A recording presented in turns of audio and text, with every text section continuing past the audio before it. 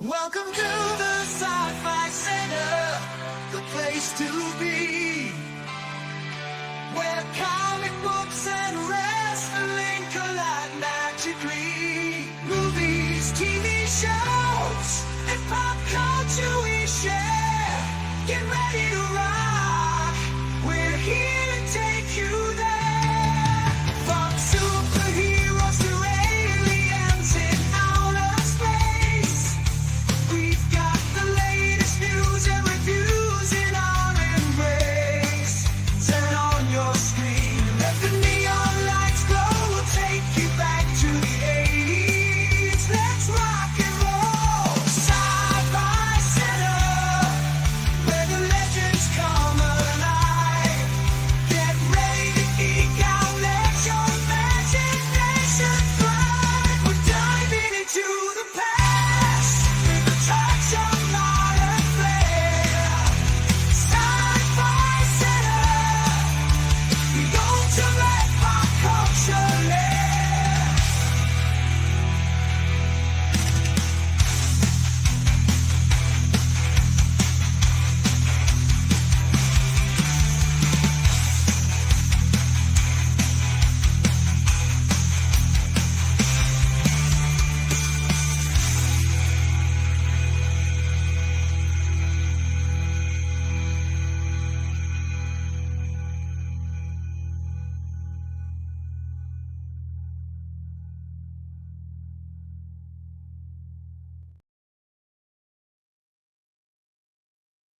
What a shit show this day's been. How's everybody doing? Welcome to a special primetime sort of Thursday night live stream. Don't do very many of these because of my schedule. But today opened up and there's been some stuff to talk about. Paramount has gone gangster as they're about to get outbid unexpectedly by Netflix. It is later on during the show, we're going to wish a happy heavenly birthday to Tony Todd. I think it would have been 72 today. I'm not sure, but I got to look. But December 4th is his birthday. I knew that for sure because we would celebrate that even when he was alive. And as you saw when we opened up here, Kerry, I always mispronounce his middle name because usually on a lot of credits that I saw him on, it wasn't there. His first and last name are easy. Kerry Hiraguchi Tagawa, known for his roles as Shang Tsung in Mortal Kombat 1995, probably the only good thing about the movie. And he played Trade Minister Nagomi. My favorite role, I've seen this guy in a ton of stuff, but my favorite role of him was Trade Minister Nagomi in one of the better series. If you guys have not seen it, The Man in the High Castle. He was pivotal in all 4 seasons. He passed away at 75 today. I don't know what the circumstances were, but 75 is not really, really old. So I'm assuming there must have been some mitigating health circumstances. I first saw him in a movie that I was kind of forced to watch in school that won a crap ton of Academy Awards, and that was The Last Emperor.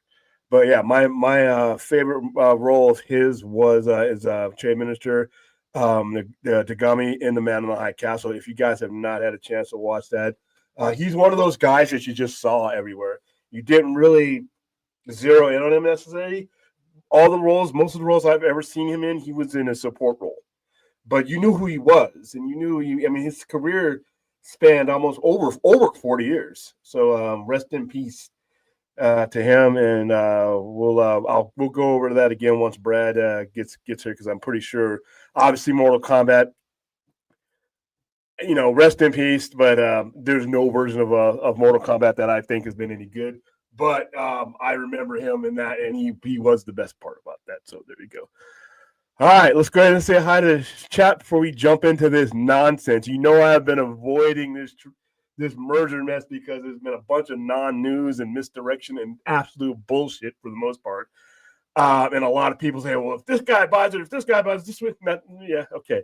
But today, obviously, it's a real entertaining day. I'm a moron, but I have a feeling after reading this letter from Paramount today that there's somebody as dumb as me rolling their legal department. What they did today was stupid. And it was gangster. I guess Paramount fittingly owns the makers of The Godfather. They did some real La Cosa Nostra shit today, and we're gonna read that letter. I can't believe that this letter came from somebody with brains and a legal mind or any legal mind, because what they set themselves up for. Long story short is Netflix went and got some money. And apparently, and I'm going to have to read into detail, they are going to buy the company as a whole. And their bid is higher than Paramount's, which is what happens when you get into these things. Also, as far as what it means, well, Paramount's going to destroy Hollywood.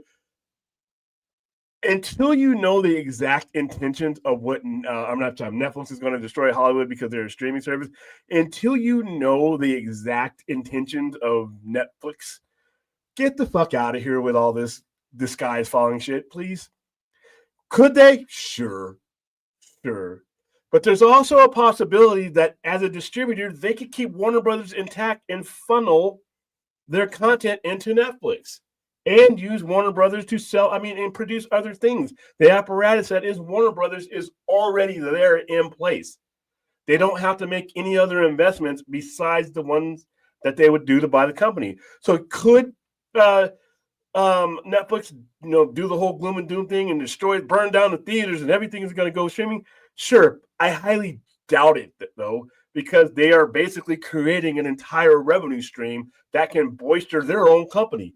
It doesn't really make any sense for them to do that. It makes more sense for Warner Brothers to stay intact, and they create a cycle of content that they funnel into each other. That includes HBO Max. I don't think HBO Max necessarily needs to go away just because you have Netflix. They are two different things with two different distinct personalities and histories. Warner Brothers' prestige and what they put on HBO Max and HBO proper is something that Netflix can piggyback on. So there's, to me, it was anybody but Paramount. I have been consistent since the beginning of this. As these other people, I was hoping an unknown, hedge fund person that I'd never heard of would come in and buy it. But you know what? Fine. If out of all the options, the absolute worst one is probably not going to end up being. Now, this is if this holds true. Because right now, until anything is signed and transactions are done and regulatory, and that's another thing that Paramount kind of went gangster on today.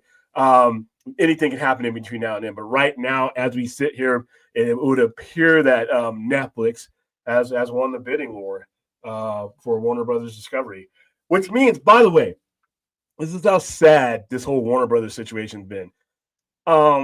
We've been on the air, or I've been on YouTube roughly, or either with my own channel or on YouTube since 2022, either via Enosh, Point Echelon, or the Sci-Fi Center Presents. That's going to make 3 owners since I sat in front of a camera like this.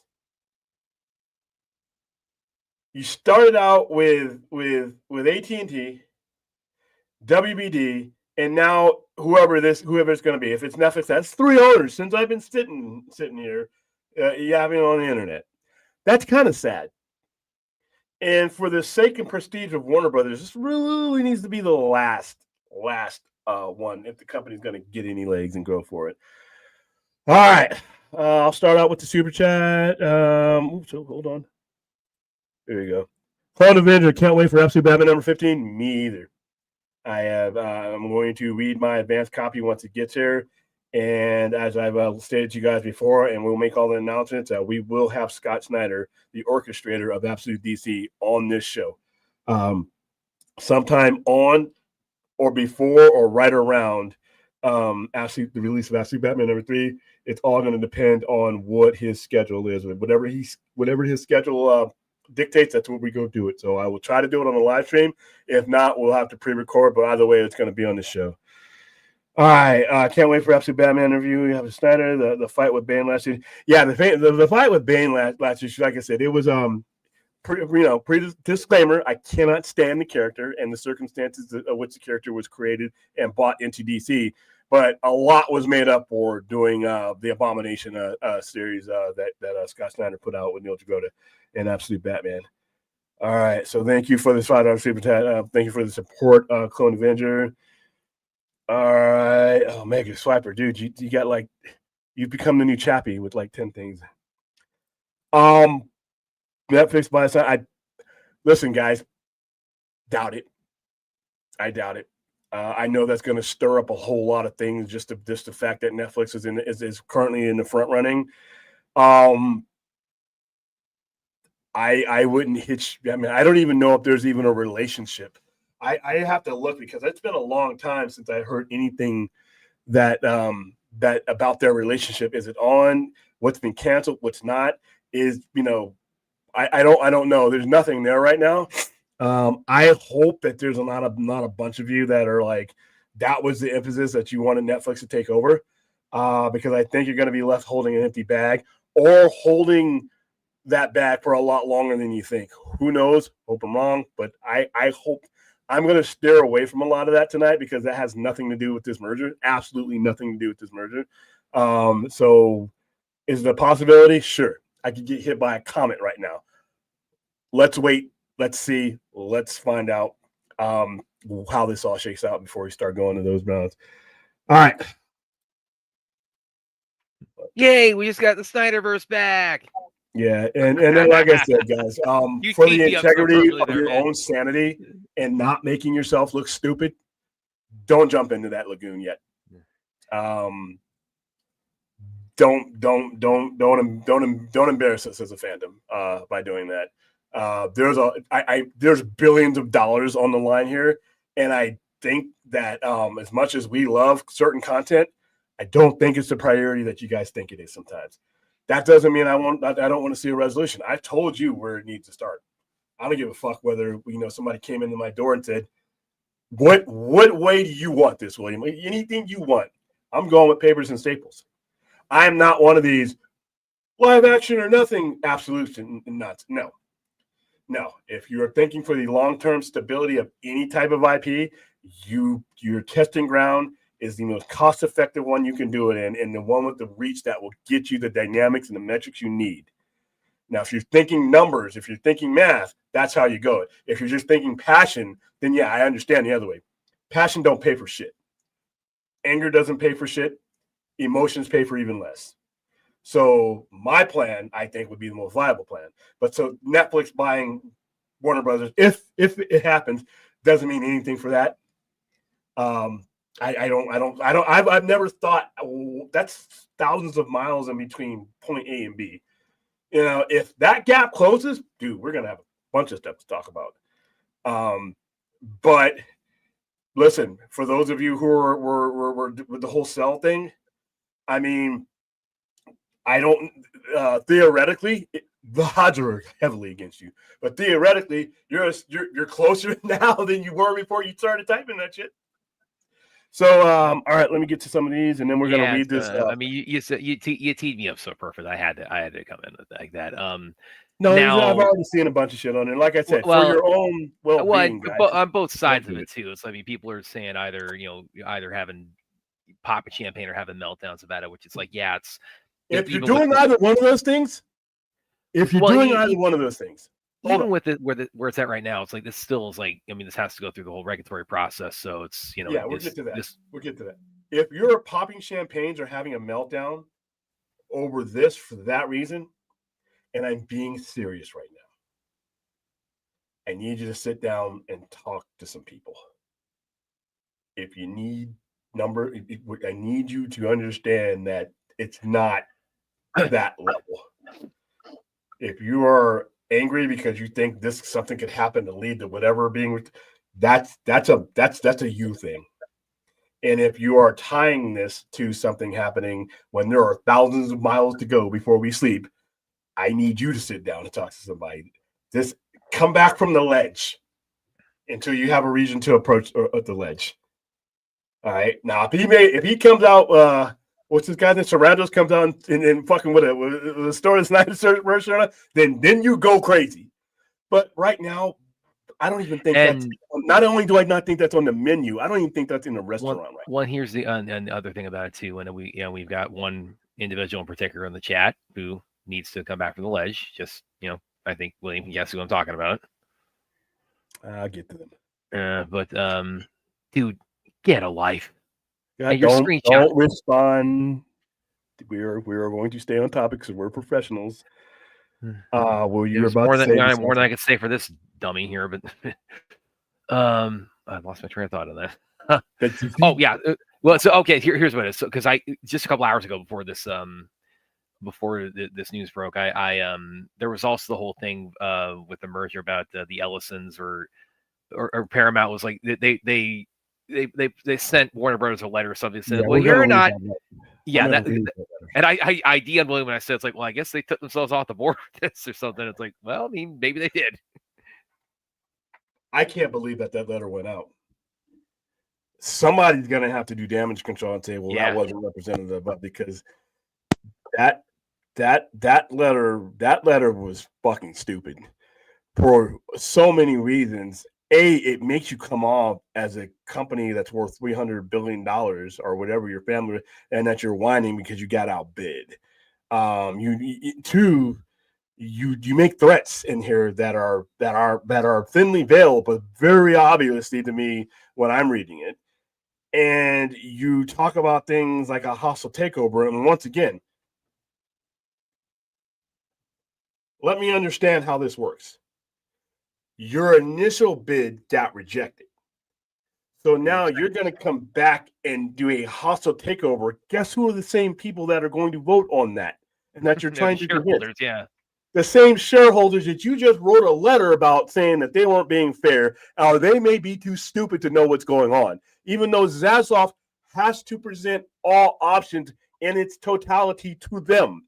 There is nothing that the shareholders don't know or can be molested. It is illegal. He can't do. They have the same information that he has. So he basically wrote a letter insinuating that David Zaslav was dealing in bad faith, not telling his shareholders everything that's on the table. He has to present that. There's no way around that. He can't hide that in his ass crack or nothing like that. He must. He has a fiduciary responsibility. He must present that to them. Whatever their offer is. And then he says, well, certain people in management have certain guarantees and conflicts of interest if Netflix were to buy it. Fuck you guys. You just offered Zaslav a position if they bought the company. There's no bigger conflict of interest than that. That's true. Well, and then letter, and like I said, this is dummy. This is me. This is not Harvard educated. This is not a CEO. I'm reading this, and I can see the insults there. If I'm a stockholder, I say fuck you. And dude, we're going to get our, and that came from their legal department. But here's the thing that they really did that really pissed me off. They insinuated regulatory interference. Yeah. Now, not a political show.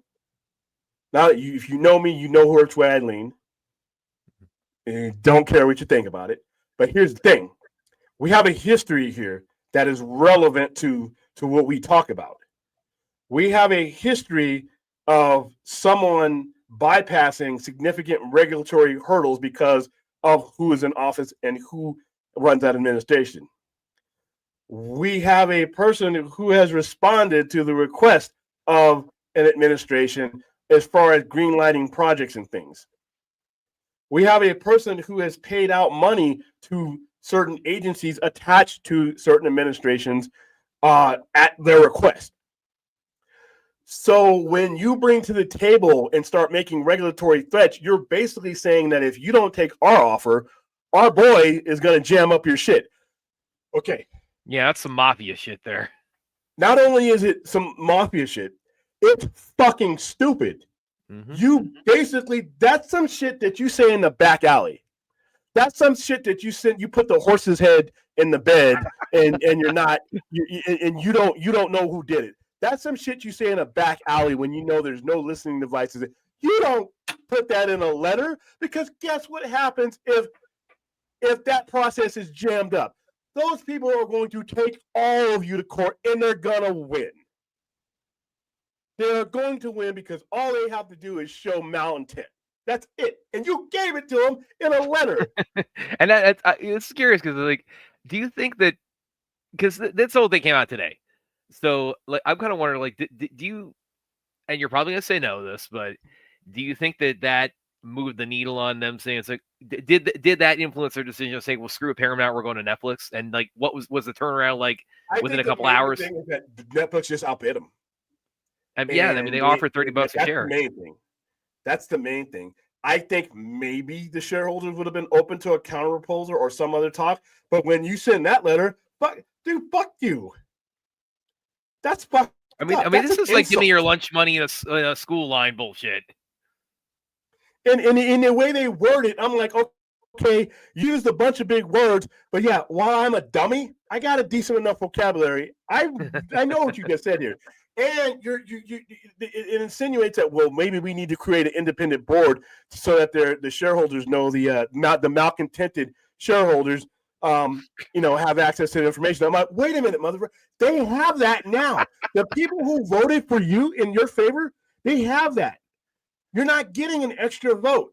They're not going to take a lesser financial offer from you just because you don't think you've been treated fairly. If you wanted to outbid them, then you outbid them. But apparently, even with all that money, there's a limit that they want to pay. And that's fine. And by the way, and this time last week, I mean, I remember you were saying it's like you thought it was a deadlock that Paramount was going to have it. Yeah, because to be honest with you, listen, Netflix don't know what the fuck you're doing, but hey, you are lining up with my anyone but Paramount. I mean, you played some 4D chess here, so I think Netflix sees this as something that can is a IP generator for all kinds of things. Harry Potter. So Harry Potter. Oh no, it's not going to go to Netflix. No, it's going to go to the theaters. It's going to go to HBO Max. Then it's going to slide over to Netflix, and they're going to keep those subscribers. And, and this is where you said, this is something you are taking them at their word when they say we're not going as far as like the theatrical plan. And I hope also the physical media and digital download side is like all that. There's like, we're not touching that. This is just like another wing of the operation for us. Yeah, and the reason why people say, well, no, you can't believe. No, you can't believe the Ellerson family. That's who you can't believe. Remember I told you guys last week, don't listen to them fuckers, dude. They're shady as fuck. But anyway, no, if you look at it from a revenue stream, right, if they got the money, because Netflix is good at getting money. They operate at $14 billion in debt, and they can get more if they need to. So if you look at the chain of prestige and chain of revenue goes, if they ever did, they don't have to change. This is what I always tell people. Stop telling Netflix to put shit in theaters, put shit in. No, let Netflix be Netflix. Netflix is at its best. But now, if they do this, Netflix can be Netflix and Warner Brothers can be Warner Brothers.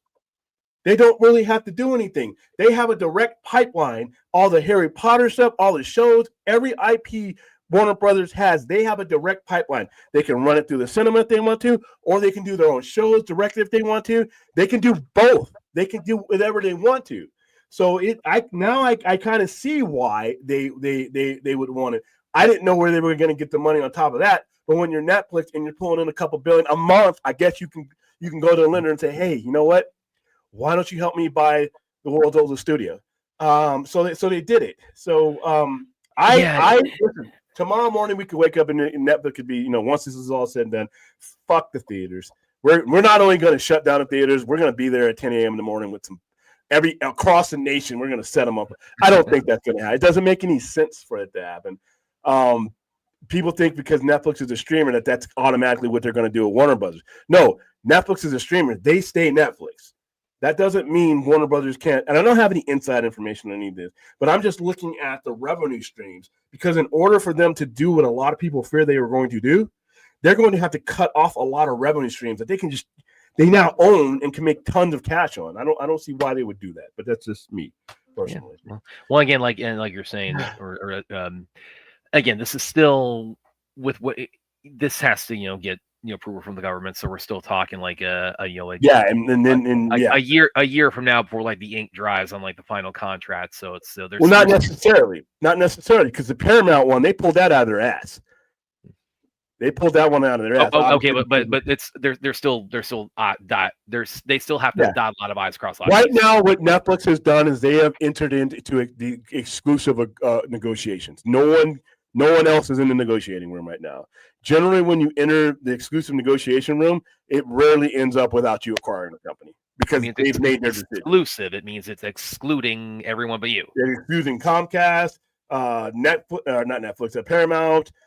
Anybody else who was in the room now has been shown the door, and it's just Ted Sarandos and David Zaslav. And the thing that's, you have that letter. Let's pull it out, because since that came out, it's like I'm kind of like, I'm looking at this now. It's like I'm almost a little bit. All right, here we go. I don't know if I use the word Schadenfreude, but I mean, it's like there's no other way to put this than like the Ellisons and like he was being a whiny little bitch about this. There's no other. Okay, so I'm going to read this letter as it is, and then I might skip to parts because there's certain parts you must understand, and certain parts are just gobbledygook. All right, dear Mr. Zaslav, we write on behalf of Paramount Skydance Corporation to express serious concerns about the fairness and adequacy of the bidding process for a potential combination with Warner Brothers Discovery. It has become increasingly clear, them being outbid, through media reporting and otherwise. First of all, that's fuck. You're writing me a legal letter based on some news reports. Yeah. Through media reports and otherwise, the WBD appears to have abandoned the semblance and reality of a fair transaction process. Translation: we're not in first place anymore. Yeah. Thereby abdicating. This is the problem right here. Abdicating its duties to stockholders, like the stockholders are in the locker somewhere being fed bread and water and with earmuffs on and not allowed to see the light of day, and embarked on a myopic process with a predetermined outcome that favors a single bidder. Yeah, the one who bid the highest money. That's what's hard about that. We specifically request and expect this letter will be shared and discussed with the full board of directors of WBD. No, we're just blasting it out for the whole world to read now. Yeah, but like I said, like he's not David Zaslav. He's a lot of things, in my opinion. He ain't fucking dumb. He's not going to sidestep his own board. They are his power. So we have recently seen reporting in the U.S. and foreign media, gets better, gives serious cause of concern. The German newspaper Handelsblatt recently reported on a meeting that reportedly took place in. You guys are just stretching here. Between Gerhard Zoller, president of WBD's international business, and direct report to WBD's chief executive officer, who arrived with a three-person team. With the EU Commission Vice President, okay, blah, blah, blah, planned acquisition of Warner Brothers could lead to excessive media concentration. Okay, but your planned acquisition of Warner Brothers was going to be okay. Yeah, this is all a big word salad about we're just mad we're not winning anymore, or at this point have lost. The article quotes sources close to Zeller by saying that the talks with the Commission, the EU, were important because both Warner and EU wanted to preserve media diversity. The implication of such a meeting, if it occurred, once again, you shouldn't be fucking writing this if you don't know. If it occurred, are clear and events of tactics resistant to, if not active sabotage of the Paramount offer. Here's the thing about, and this is, I can't believe an adult wrote this. I can't. You don't have the right to stop that discourse. Until there is something signed, you don't have the right to tell them not to talk to other bidders. And there's no sabotage. How are you taking other offers and taking other things into consideration? It's not sabotage. It's negotiation. That's what this is. This complaint is like, we're mad you're talking to potential buyers other than us. While the report is concerning itself, it's not an isolated report regarding purported WBD resistance to a combination with Paramount. Several U.S. media outlets have reported that the enthusiasm by WBD management for a transaction with Netflix, and on statements by management that they didn't hide, because why would they, that a transaction between WBD and Netflix would be a slam dunk, while also referring to Paramount's bid in negative light. They can do that. Additional reporting since the submission revised bids on December 1st has indicated that WBD's board has really warmed up to, which, by the way, when you're saying WBD board has really warmed up to, which means they fucking know all of this, a transaction with Netflix due to the chemistry between WBD management and Netflix management. That's allowed. That's legal. We have come to you first to inquire whether this reporting is accurate. Once again, why the fuck are you writing this letter if you don't know about the shit that you're even wanting about is even accurate? I don't understand that. I'm sorry. I just, how did this become public? How did this? Whoever board member or wherever they read this and said we're gonna look at it, they laugh and they publish it. All right, and to engage in a productive discussion with you around any actual perceived issues it may reflect. Moreover, these media reports echo similar indications that we have been hearing throughout this process because they haven't been hiding them. Despite what we viewed as an otherwise productive conversation we've had with WBD leadership, Paramount has credible basis to believe that the sales process has been tainted by management conflicts. Okay, hold on to that right there. Management conflict, including certain members of management's potential personal interests. Of course, you're about to fuck up my company. I'm about to lose my job. It's an open bidding, open negotiation. I can say that. 2, you offered David Zaslav a cozy spot prior to you even putting into paper. What's a bigger conflict of interest in nudge than that? Personal interest transaction. Right there. That's but it's legal. We're negotiating. And compensation as a result of economic incentives embedded in the recent amendments to employment arrangements, which is all legal. These concerns are amplified by indications of director bias and beholdenness to others whose interests may not align with the stockholders. Okay. The stockholders are the final say. They have to vote on this. They had to vote on this. All this is going to reach their plate. So it's not, he acts like he's sending this letter and the stockholders are reading it. Oh, by the way, they've been lying to you. They've been hiding. What? That's not going to. He would lose his ass on that one. And the fact that alternatives involving only certain WBD assets are being prioritized, notwithstanding their heightened regulatory risk and potential to deprive stockholders of consideration for the entirety of. So basically, that's your regulatory threat right there. Just him using the regulatory. We know what that means. So further, as you know, Paramount agreed to certain standstill arrangements in exchange for the opportunity to participate in a truly competitive, unbiased. It does not have to be unbiased. It's up to the seller if he wants to sell to you. There's bias allowed. I mean, it's not they're mad because where there was only one voice in the cave, there's a whole bunch of bats in that cage who came up with a lot of money. That's what they're angry about. In exchange for opportunity to participate in a truly competitive, it's competitive. Just because you didn't win or may not win doesn't mean it's not competitive. Paramount did not bargain for WBD to foster, whether intentionally or unintentionally. Oh, thanks for the kind words there. A tilted and unfair process. How is it unfair if you're being outbid? It's not that they're giving like monopoly money to you and not real money. We believe that all parties in this process should have a shared desire for and mutually benefit from an unimpeachable transaction process.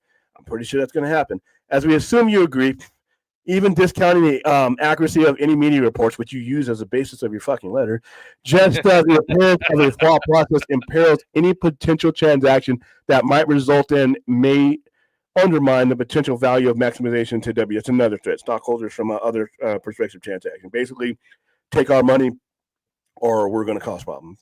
In light of our grave, okay, come on, nobody's dying. In light of our grave concerns regarding the integrity of WBD's process, we seek confirmation as to whether WBD has appointed an independent special committee of disinterested members of its board. They don't have to do that.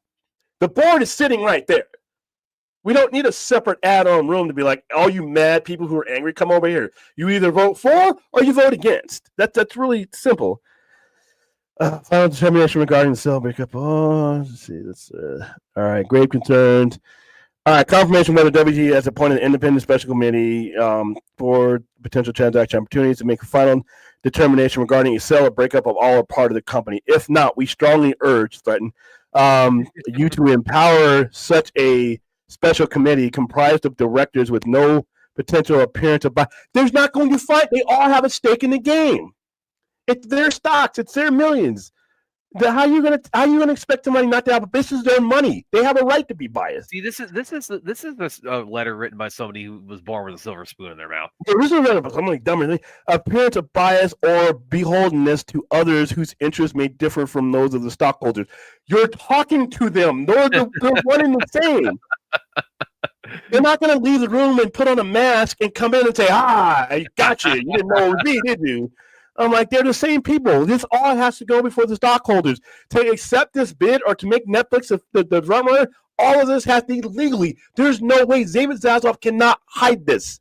The chairman of the board, a whole bunch of people can call for this information, and they've been there the entire process. He does not have a history of lying to his stockholders. And that insinuation there, if I'm Zaslav, I'm like, hey, fuck you, man. This would seem to be an important step on this stage that I think they've already taken to ensure fairness and unimpeachability of the transaction project. There is no unimpeachability. If they choose the other guy's bid, that's it. It's over. The transaction process and maximize the value, whatever outcome of the one we want. WBD determines to pursue.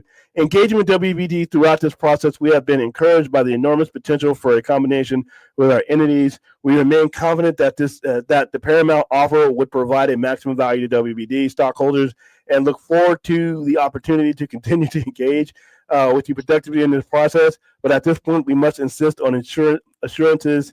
Well, if the negotiations are over, you ain't getting shit. Insist on assurances. And steps taken to ensure that a truly fair and independent process is being conducted, both from Paramount's benefit and the benefit of the. So basically, this entire letter is making it sound out like David Zaslav has been doing some cloak and dagger shit, and that nobody from his board has said so. Two, it also insinuates that if you don't do it this way, we're either going to cause regulatory problems because we got our buddy there, or we're going to do a hostile takeover. Both of which, once again, I can't see if this process doesn't go. If say the board agrees on it and they push forward to sell, if there's any monkey business during that sell, it's a court case. All right, and Netflix has the lawyers. Remember the OJ trial? Just imagine somebody coming to you with that. So both sides got lawyers, but one of them is going to have the law because you just gave it to me. I'm going to be able to put this in front of a judge or a jury or anything, say, I got reasonable cause to be like, these guys are fucking around with our net because they didn't win. And it's that simple. That's a lawsuit. That's a major lawsuit. So, and yes, you can sue the government. So if that were to go down, and I'm pretty sure Exhibit A, not a lawyer, I'm pretty sure I know what Exhibit A is going to be. And I'm pretty sure I know where to go find it because I just clicked off. So, yeah, they really shot us on the foot with this. So this breaks down. This is some remember Solazzo when he came to meet Don Corleone about, he wanted to get into the heroin business, and he needed Don Corleone with all the political power you have that you share with Nichols and all that stuff like that. And basically Solazzo was only looking for one answer. And when he didn't get that answer, he tried to take out Vito. I can only read that as they're not happy to be outbid, and they don't think that they should have to go up to a certain amount.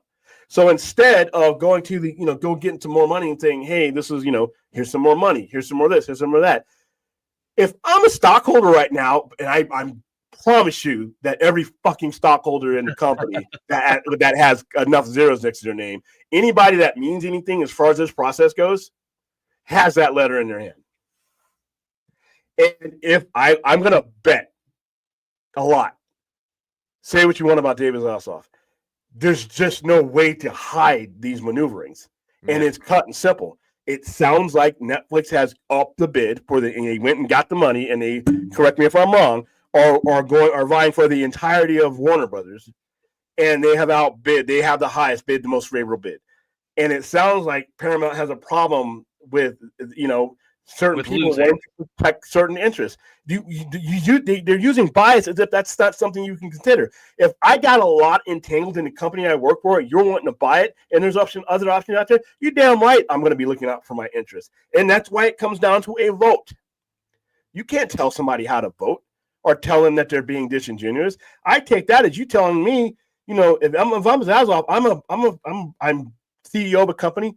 I successfully taken over this company and turned it around. It ain't completely there yet, but the things he's put in place have helped. They've gotten to the position where everybody's scraping for this company now, whereas a year ago, nobody wanted it. So if I'm looking at this, and I know they responded to it too, and they basically responded saying this is unfounded. Now I've seen plenty of business people from CNBC and and a lot of Wall Street guys say this basically amounts to whining.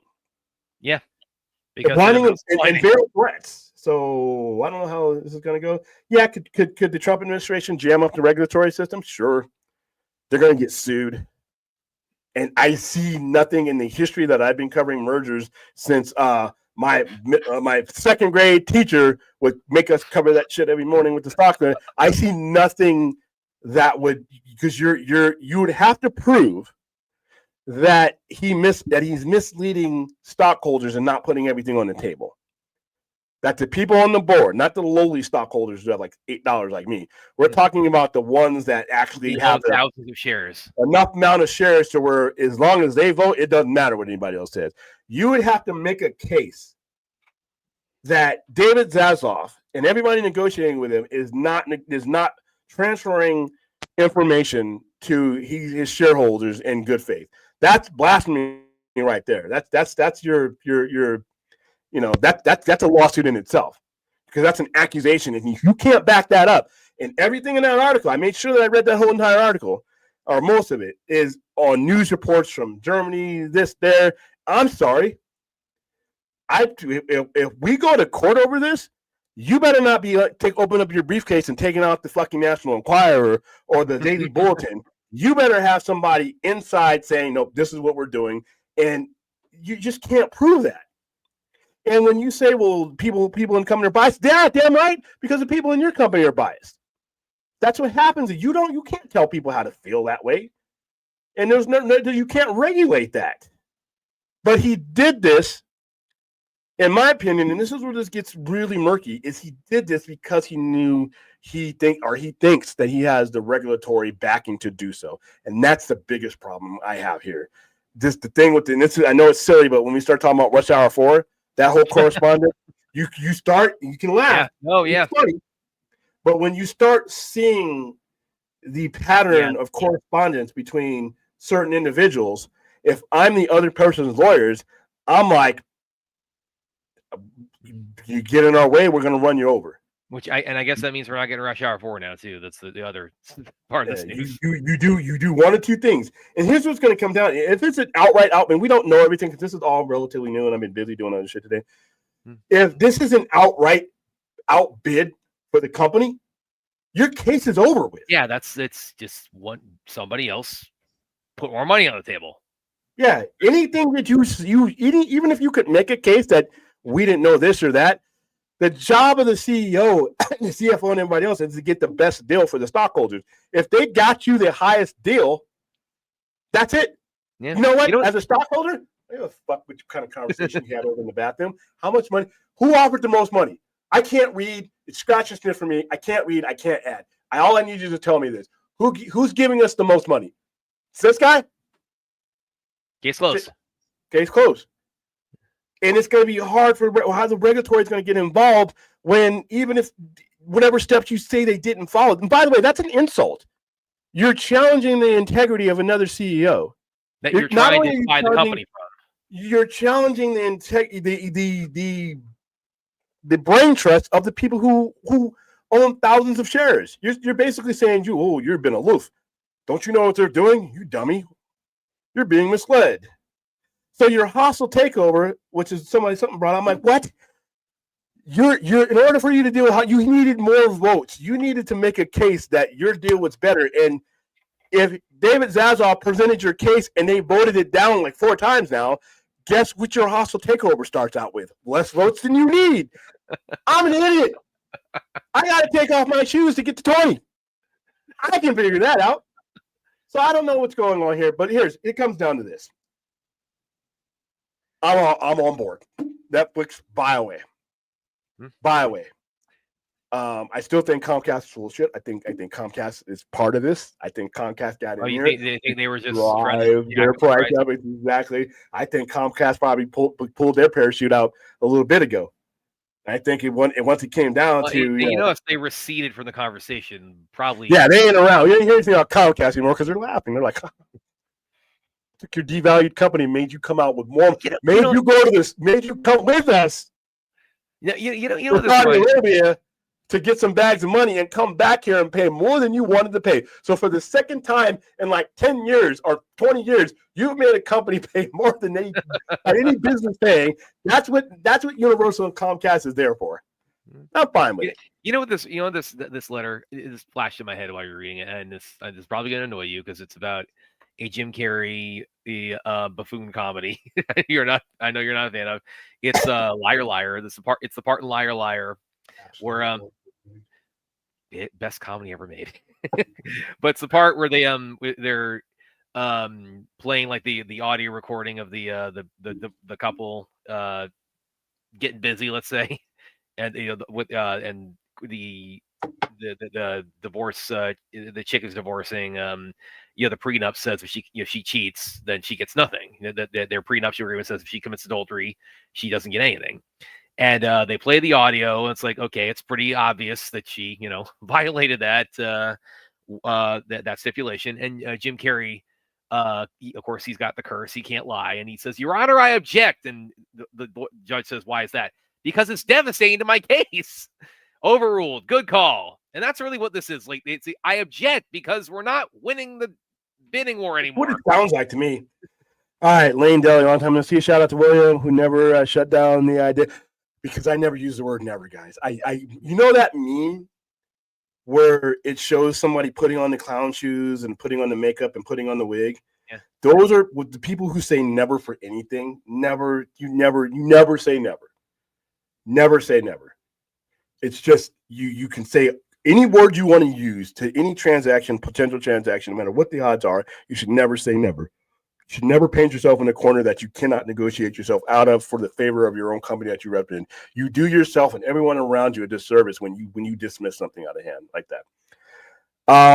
Netflix plan ended up with not only DT but WB as a whole. Well, like I said, I understand business to a certain level. I'm still a fucking moron. However, though, I've done enough business to know that it might not work today, but it could work next week. Well, I mean, you run your establishment for 30 years doing something right. I've had knockout, drag out situations with people where things just didn't work out and we couldn't come to any agreement. Then the circumstances change. You don't know how many negotiations and things and merchandise and deals and negotiations that were happening on February 2020 that weren't going one way or another, that when the situation in the world changed, we renegotiated. You never say never. And when you hear YouTubers say that word, you should dismiss it. You should, whenever you hear somebody say never when a transaction can happen, you should just say never. It doesn't make me necessarily a genius, but I learned the hard way that you see people down the line and the situation is like, you know what? It was a shitty time for us back when we were trying to do this. But, man, I got this and you got that, and these other guys are no longer here. Why don't you mute? This is just the way it goes, man. Hey, but thanks anyway. But it's let's see. Netflix buys WB. So why is it that reported Paramount doing deals with Zach Snyder? That was some of the Puck News was reporting, and that was just like last night actually, where because he, for those of you who don't know, there's talk about like there's a DC project he wants to do. I need to look up exactly what it is, but well, this negotiation was being made before anything was finalized, so that alone tells you. Why are we promising anybody anything? You don't own the company yet. But you know what? This project can still happen. Licensing agreements, it can still happen. But trust me, Paramount, even if Paramount doesn't end up owning WB, there will be business transactions. Just they'll be mad. I don't know. At this point, do you think it's? I mean, I think we could call time of death on Paramount's bid here. I don't want to yet. I don't want to say it's official yet because Paramount could go to some other country and come back with a suitcase full of money and say, "Here." And then they would be rightfully so. That's what you should do. They could be like, you know what? Forget about that letter we wrote you. Yeah, well, that's the thing. It's like, I mean, how many bridges did they just burn with that letter, though? And to say nothing of like the public humiliation of it too. Doesn't matter. The end game is all that matter. Money. If you came back with more money, a couple more billion, then you edge Netflix out, and that you have the right to present your case to the stockholders and David Zaslav.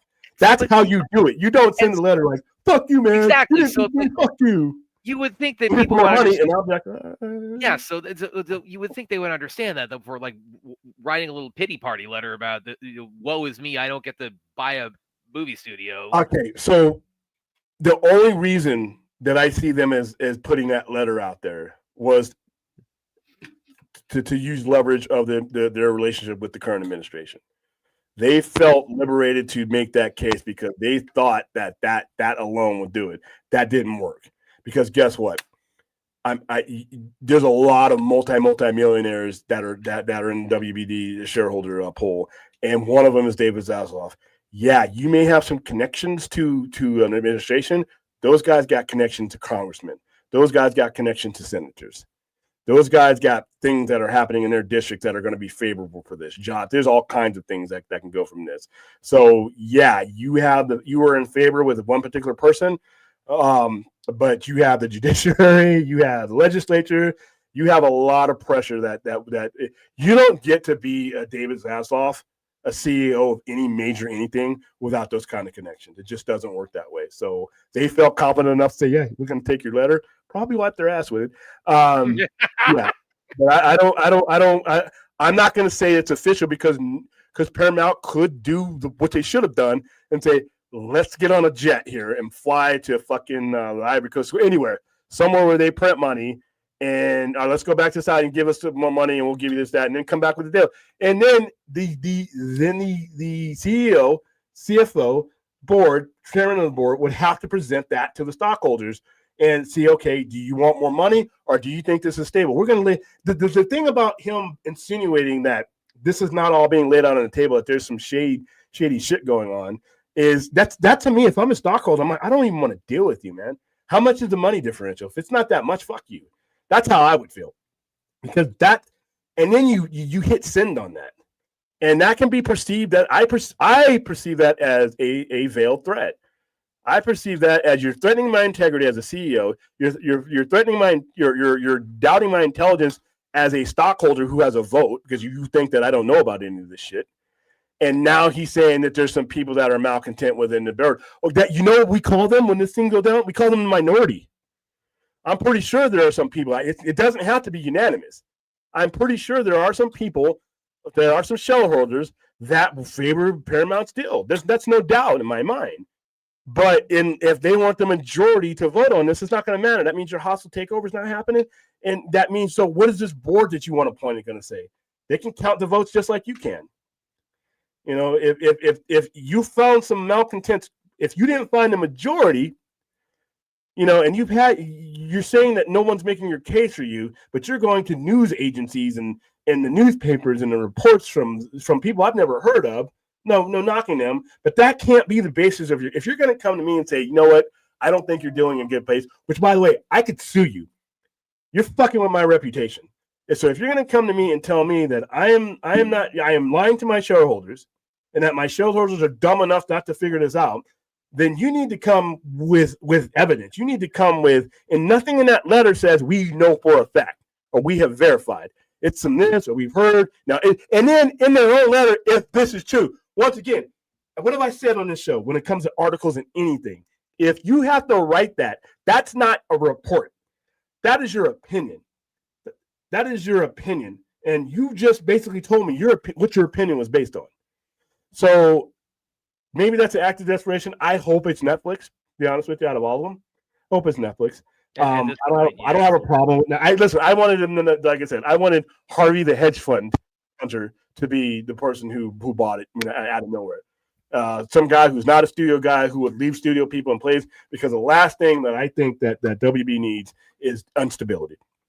Netflix, I think, actually offers the best, because when it comes to the movie business, when it comes to doing what WB does, they know WB knows it better.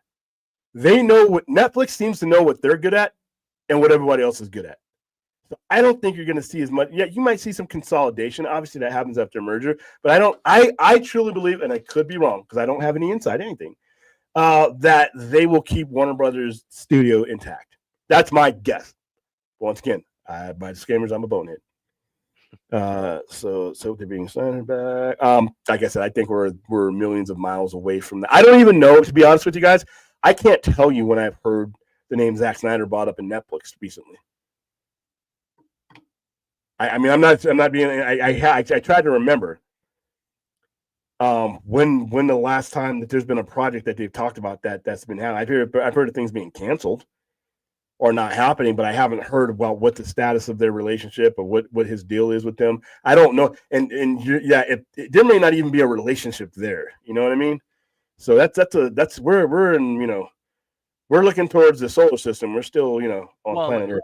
On the other side of that, though, I mean, like you said a minute ago, I mean, sometimes these, when you talk about relationships and transactions and negotiations, I mean, sometimes it's just a matter of, it's like that day it wasn't favorable. I'm not saying they can't reconvene. I'm just saying, as we speak right now, save yourself the Wile E. Coyote plunging to the bottom of the canyon jump until we know what the relationship is with him. I think actually we'll probably get I think as he starts like doing press for The Last Photograph, I think we'll probably get some indication of that.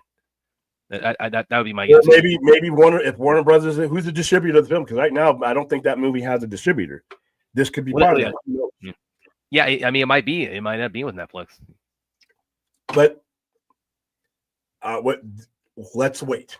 I'm not saying that none of this shit can happen, guys. All I'm saying is let's wait, because a lot of time we end up running 1,000 miles per hour towards that wall, thinking that there's a hole in it that we can get to the other side, and all it is you just running into a wall.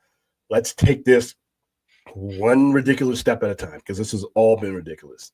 If we get to a point where people start talking about this, and I'm talking about important people, not us, important people, start talking about, things, or you see some pictures, or you see a post from somebody on Netflix or a movie, then we can talk about it in that regards. Right now, believe you me, we will. Yeah. But if there's something, when there's something to talk, like I promised you guys before, when there's something to talk about in regards to Zack Snyder and his films, as far as the superhero preference that we have, we'll talk about it till the cows come home and go back again. But if there's nothing to talk about, I'm not going to manufacture shit to talk about. It's just that's not fair to you as a viewer. The other big side of the all of this is, like, aside from the fact that we are clearly, obviously getting the Snyderverse back. Yeah, I'm just kidding. But then there's also, it's like, yeah, we're not getting Rush Hour 4, sadly. No, but really, in all seriousness, that was like, I was dubious of that, even like moving ahead with anyway, because just the way it was presented. I think they would have done it. I think they would have done it. You think so? I think they still might do it. Yeah, because that's their guy. So you think you think Netflix might do it now if they might like take that ball and run with it? No, I think he'll still do it for parents. They don't want to lose that ally. They're going to do what he wants. Before anybody starts celebrating, the government has to allow this to go through. I think there's no chance of it. No, the government. See, the government just can't. If they shut it down, they have to have reason to shut it down. There's only so much the government can do to stop it. They can stop it with cause. Yeah, and it was the stuff William was outlining where they can show indication that Zaslav is not being forthcoming about all the different information, financials, things like that. Which that is cause to. Or that it's a monopoly. In this case, it's not a monopoly, because you have a streamer purchasing a studio. You don't have a outright theatrical distribution studio purchasing another studio. So I don't see, and they're going to. The problem with this is because they allowed Paramount, Skydance to go through in the manner that they did, and Fox, Disney, things like that. You would have to show precedent that these parties are doing something not consistent with those two. So there is a very good chance in hell that it's going through. It's probably going to go through, even if there are lawsuits from interference. But you can take that up to the Supreme Court, and even a conservative Supreme Court is probably going to side with the commerce side and not with the government on this. Yeah. So no, I'd say a conservative Supreme Court. I'd say a conservative Supreme Court would probably be more likely to than a Supreme Court. Yeah, you would probably even a John Roberts conservative Supreme Court. They're capitalist, and the problem is that the government is only supposed to interfere in these transactions if it presents a detriment to the public. There's no more detriment to the public that a Netflix Warner Brothers Discovery merger could cause than the one you just let through with Skydance and the one you've already let through with Disney. You'd have to prove that you weren't targeting them, and then you tie all this to it. It's gonna be a problem. It's gonna be a problem, and I doubt they're going to want to be caught up in legalities for that long. So yeah. But in any event, they might not. The shareholders might say if they was to get rejected, which I don't think it would, because it's massive lawsuits that would come from it. They still don't have to take Paramount's offer. They can say fuck it, So yeah. They're not that stupid. Told you guys are having a lot of conversation. Yeah, there's a reason. He knew he had the backing, but once again, the backing just backfired on him. And the Trump administration is not undefeated in courts. His own Supreme Court has ruled against him at certain times. And he appointed 3 of those people. So it doesn't. And in this is black and white. The things you would have to prove to stop this merger, it's just not there. But yeah, I know there'll be an attempt. Oh yeah, but all right. How are you doing, Aaron? Also, Aaron. By the way, Abby. I haven't seen you in a long time. Yeah, Spidey, where you been, man? His work schedule. Oh yeah, you mentioned that. Also, great news for a 5-movie Arcus. Yeah, I mean, it's like, as William says, we'll cross that bridge when we come to it. But it's yeah. If nothing else, that hashtag is definitely going to be prominent. Yeah, and like I said, I'm staying as far away from that as possible. We will. Oh yeah, it's gonna get.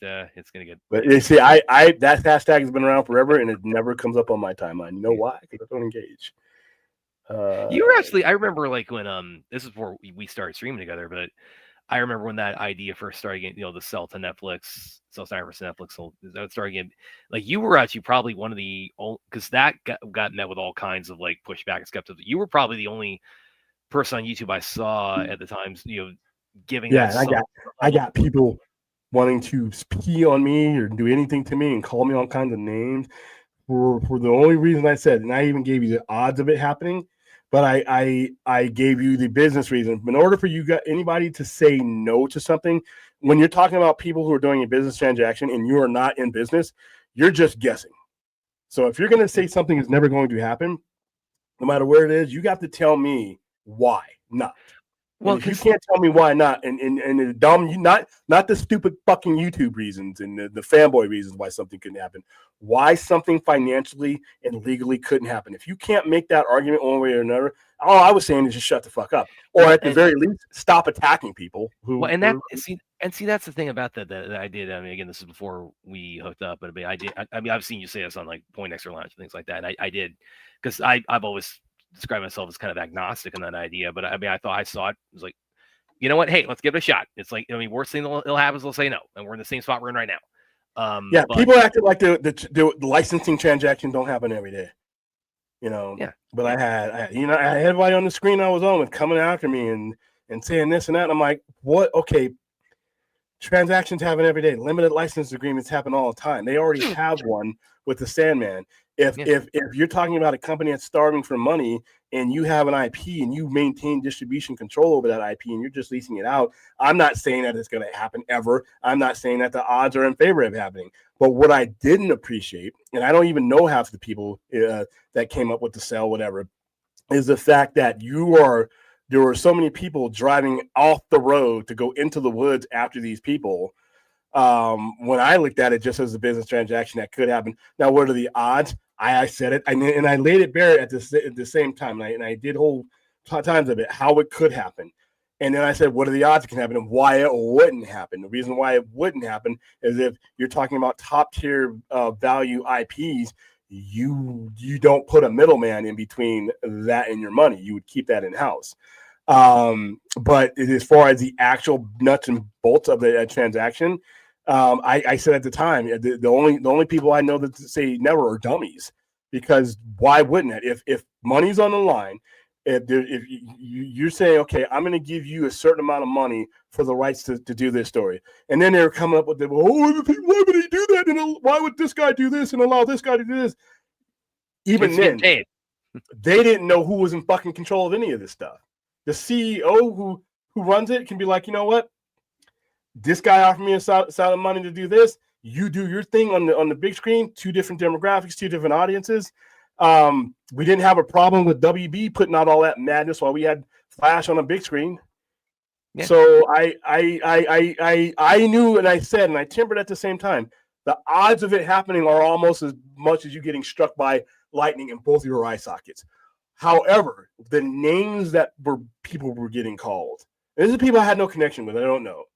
The names of people were getting called and the vitriol that was being thrown at people for entertaining a business transaction told me a lot about a lot of people. Well, because so much of the pushback on that, I mean, this is like, and this is, a lot of it was coming from like, people in the community that William and I, otherwise, have respect and have good relationships. I mean, I just think so much of that, the contentiousness of that was just rooted in just people pushing back on that just don't like the people who were pushing for it. It's really they weren't using common sense of business companies. They're like, well, if that happens, I don't think that should happen because then the people who root for this stuff will feel validated. First of all, I fucking hate that. I hate that. We shouldn't do this because then that'll reward that fan base. Tell me you don't know what the fuck you're talking about without writing it on your forehead with lipsticks. That is never a reason you don't do something that can make you money. That is never a reason you do or do not. The slice of fans in a corner of the universe somewhere, I'm going to not do something based on them. I'm going to do something based on them. The fuck out of here. I'm going to send my accountants. I'm going to send my mathematicians. I'm going to send all my researchers out, and I'm going to have them chase down all the pros and the cons of something, and then I'm going to do what they come back with. Then I'm going to make my decision based on that. The fact that you don't like a Snyder fan somewhere because a percentage of us have been loud, you think that's a reason not to do something? The hell? That's why even now with the whole thing with this Netflix, that is probably not even on the menu or in the restaurant or even in the city block that the restaurant is in.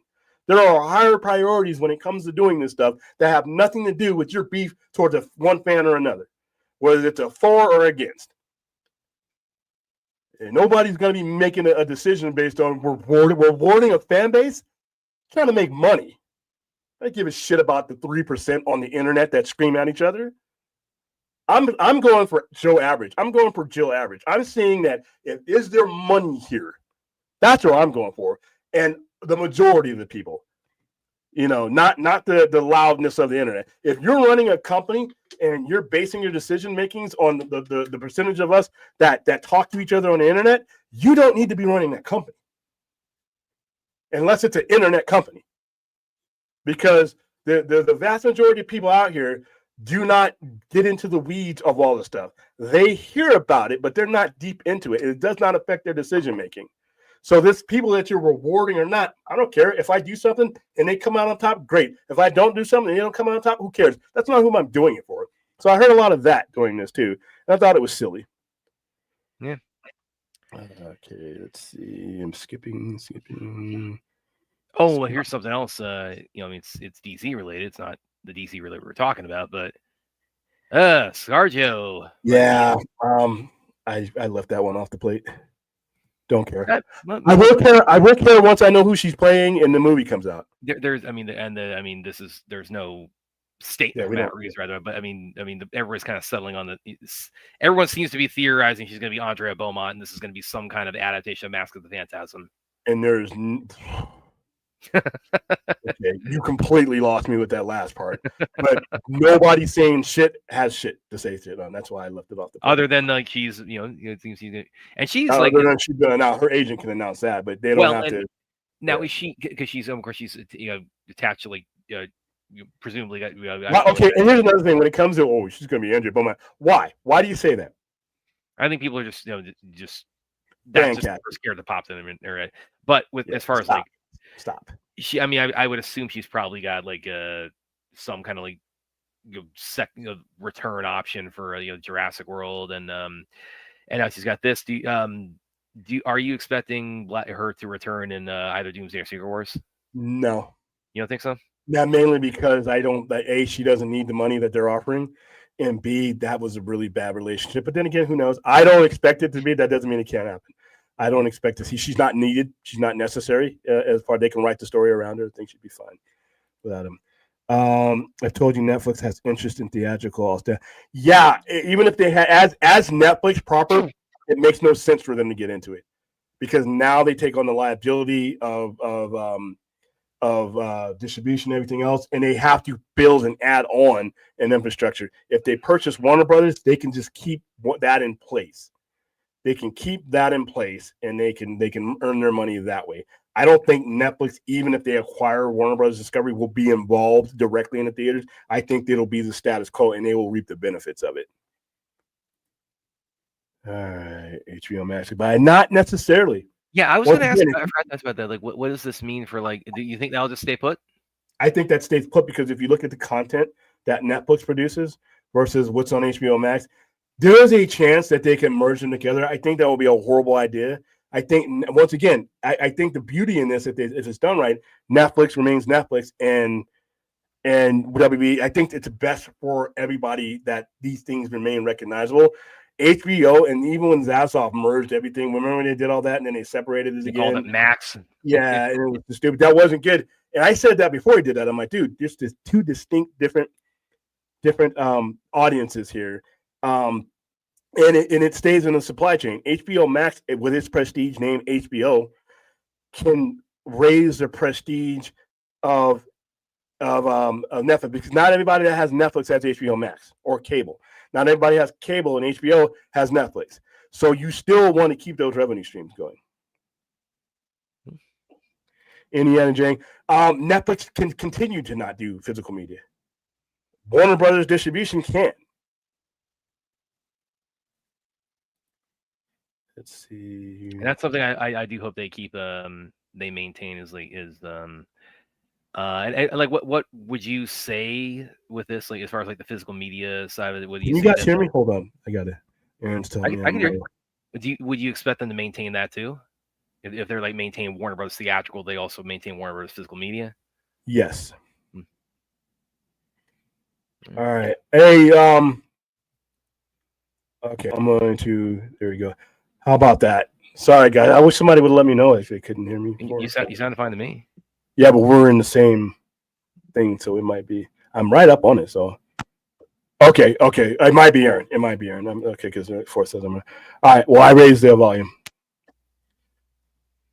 All right. So they own WB. No, they're in the process right now. They don't own. No, nothing has happened other than they have earned the right to enter. Now, listen.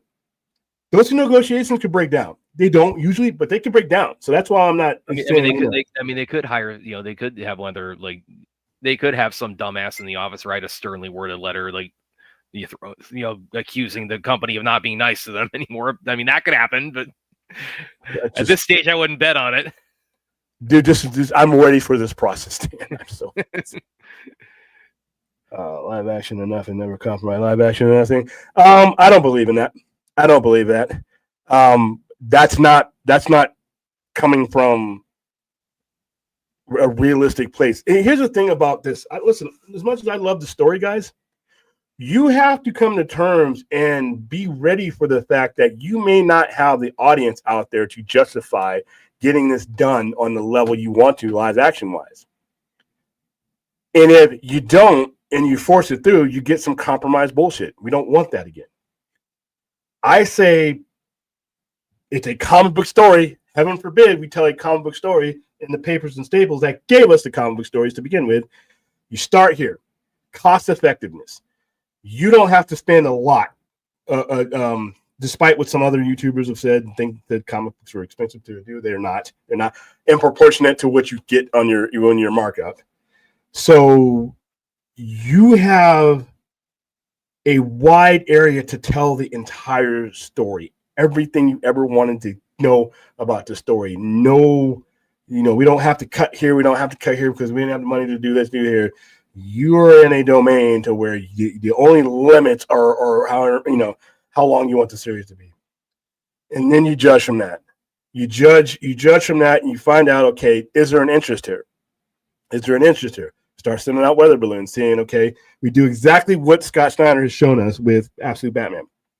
Things are happening within DC right now as a result of the numbers that the Absolute DC universe is doing. So, because like right now, Scott Snyder has a bigger case to come to a studio and say, I want a live action movie than we ever did. But BVS pulled in. I know BVS pulled in 800. I know Man of Steel pulled in 678. Right? I know Suicide Squad, a movie that was not supposed to make that kind of money, did all right. I know this. But it's not 2013. It's not 2014. It's not 2016. It's not even 2017. So if you want to make your case for somebody to spend 2026, 2027, 2028 money, you got to come in with a case for those dollars that exist now. And you need to be able to prove, okay, are there enough units out there to make this worthy? If you do a Zack Snyder's Justice League comic, a maxi series, I am very confident that it would sell well. I think it would do absolutely bonkers. I think it would do that tells you, so say, hey, we sell 300, 400,000 copies. All right, at $5 a piece, you do the math there. But that's not the most important thing. And I've always said this. It's the units. Because when somebody comes here and buys a comic book of Supergirl, and I got a pop figure of Supergirl, and I got a T-shirt, and I got an action figure, and I got a soft cover of Supergirl, and if I don't make my case for that person who bought this unit of comic books, I suck as a salesperson. So when you're talking about 500,000 of something sold, that's 500 potential buyers for something else of a much higher end. That's where you start thinking, okay, we have something here. And you need to have those metrics in order not to get laughed out of an office. Even if the person was a Snyder fan, he's on your side, he still has to go make a financial case to get this done. And all you're giving them is, I want this. That's not enough. So papers and staples, dirt cheap. If it fails, then we know we know where we're at. But if you didn't spend any money on it, pennies on the dollar, basically. Just like I said, you have a stronger case for an Absolute Batman live action anything than you ever did for any of the Snyderverse movies, because the current math is there. The current units are there. You will get something soon. I don't know what format, could be live action, but you're going to get something beyond the papers and staples because the number is there. That's what you need to do when it comes to all these other things. So that's when people say never compromise. In order to compromise, you have to have shit to compromise. Right now, we don't have anything. We are at a horrible bargaining position. For anybody who wants Zack Snyder stuff back or to be resolved, and I'm a resolved guy. I don't need 20, 30 other movies. For anybody who wants another minute of this, we are in a horrible, we have nothing to bargain. If you came to me with your bargaining power right now, I would tell you to leave. And I want a resolution. But you can't come in with nonsense. You got to come in with that. Whatever I always said, anger with a plan it's just stupidity. You need to get into the conversation and stay there. This would do it for you. Now, would you get to, and then we'll let it go from there. If it does the numbers that I think that it would do, you'll get somewhere with it. But you got to take that path. It's been a long time since any of this has been relevant to the general audience. Let's see.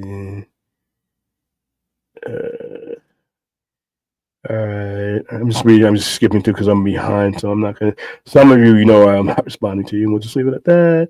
Actually, something I was kind of thinking about too, with a lot of that. And this was kind of a question that was raised a lot when the Discovery merger started, is that with DC Comics is that they're under the Warner Brothers.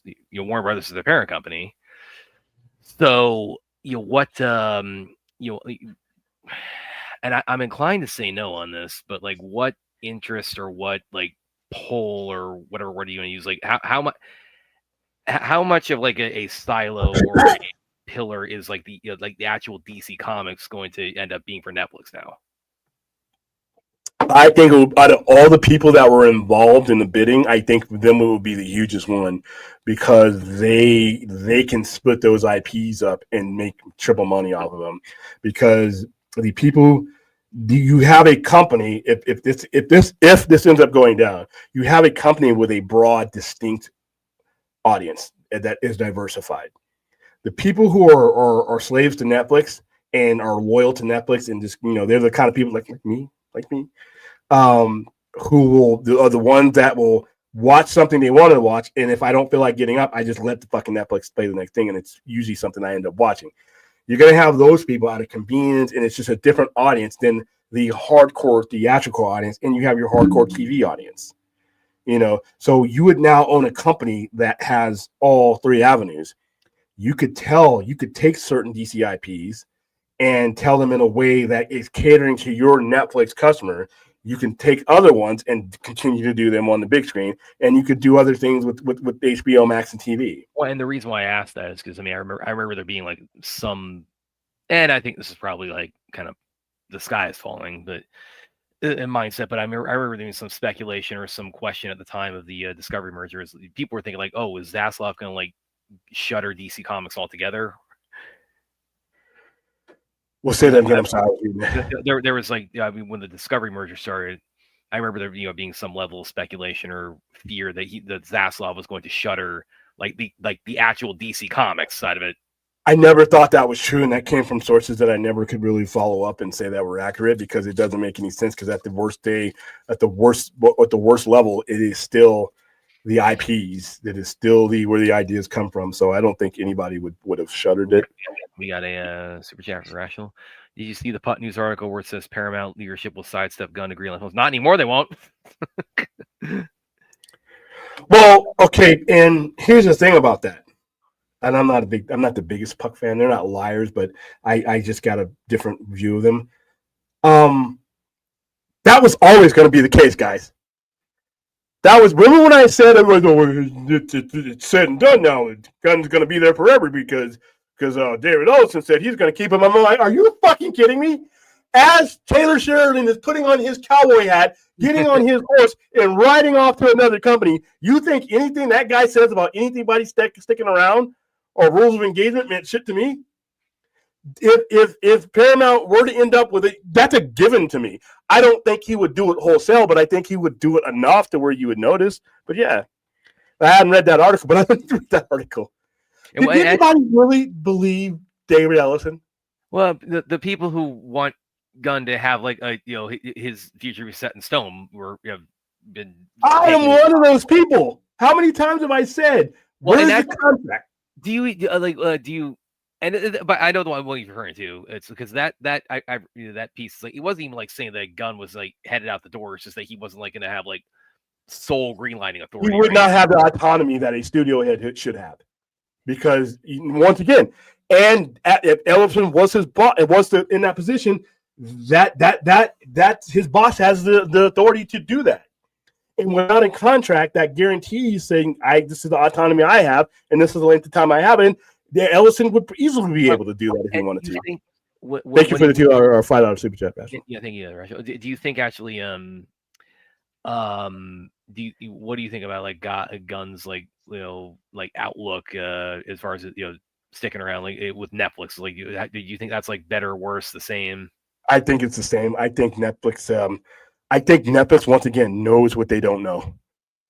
They know what they are good at, and if there are people in place, and it doesn't appear that they have somebody that has an overarching vision like an Ellison or James Gunn, stuff like that. If there's no one in place, if they're not, and I need to hear more about this, because I don't have a complete answer for you. But if there's no one in place to fill a vacuum that would be caused by the removal of James Gunn, and there's no reason for them to do it, they don't need to touch him. And the reason why is because as the owner of the IP, they can do what I said they could have done 2 or 3 years ago. And for people with this whole, remember, when I first got on YouTube, they're not going to do that. That's going to confuse the fans. Why wouldn't you have something on TV and then have it on the movie? Nobody's going to do that. They went for this singular bullshit that has fucked DC since 1986. And it's just now being unfucked by a guy we get to interview here pretty soon.